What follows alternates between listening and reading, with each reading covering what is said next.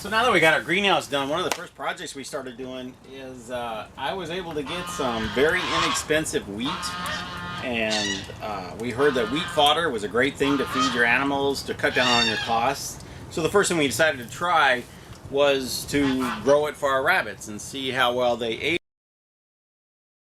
We did this to see how the rabbits would do with it, to see if it cut our costs, and as a result, it has. We've been doing the wheat fodder now for 3 weeks, and we're just in the learning process here. There's so many different things to know. The wheat starts to germinate and sprout within 1 or 2, 3 days, and then and by day 9, it's about time to feed it to the rabbits. So what we do is we'll take a bucket like this, and we'll put about a gallon of wheat in it, and we'll soak it overnight, about 12 hours. The longer you soak it, the better it stays wet. So when it germinates, more of them will germinate right away. And then after we soak it, we'll put it in this bucket. I saw this in another YouTube video. Just cut some slots in here so that it drains real well.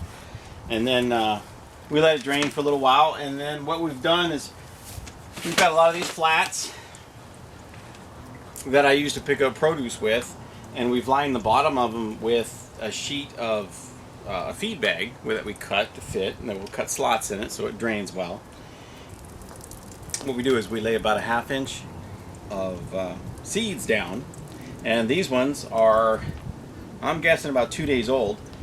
I'm going to grab the camera and I'm going to get up real close and show you this. They're just starting to sprout.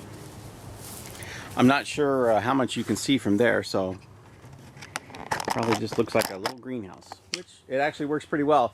We put the plastic around it at first to keep the chickens out, and as it turns out, it also holds in the humidity and makes it to where we don't have to water them so much.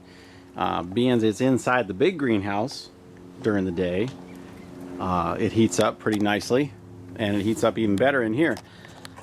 I'd love to tell you all the dimensions and how to build one of these racks, but I didn't really write it down. I just sort of threw it together. There's a lot of different changes. There's tons of modifications I would do because these trays are too close together to get the appropriate light they need, but it is working for right now. This one here is about 6 days old. Maybe even 7. This is one of the experiments. We went less than 1/2 inch, and what happens when you go less than 1/2 inch is it's real weak. The root bonds are real weak. It grows just fine. It's just that you could get more use out of a 1/2 inch of seed there instead of a 1/4 inch. But also, when we started, we had some of these little slotted trays, and when we filled them all the way up, which is about 1 inch deep, what happens is they grow, they expand, and in the expansion, what happens is the lower seeds don't germinate, and they start to mold, and once the mold starts, the mold can take over the whole tray. So, you know, live and learn a little bit. We're trying to get this done every day, and we found out with 54 cages of rabbits, we basically can feed all of them the wheat fodder with 3 of these trays, which is about a gallon of wheat seed a day. Originally we were using a bag of feed every day to feed all the rabbits, and now we're down to less than half a bag. And some days we'll even skip because we'll get produce from the produce store, and we'll give them that and the wheat fodder, and they'll be just happy as can be.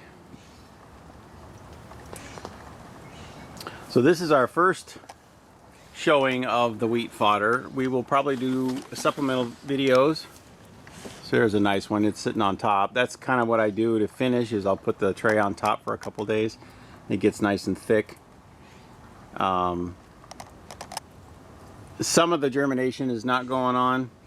We still haven't figured out the best solution for that. Part of it is probably because I'm getting the seed at a discount, which means it's probably not all going to germinate. But it's a great substitute food source instead of giving alfalfa pellets all the time. We give them lots of produce and corn husks and stuff like that for their fiber. So this is their nutrients that they get, and then the other stuff is their fiber. So they do really well. But we just wanted to show you another way of feeding your animals at a low cost, and wheat fodder is one that really works. Now in the wintertime when it gets cooler out here, if I don't close the ends, I may not be able to continue to do this, but so far it's working really well.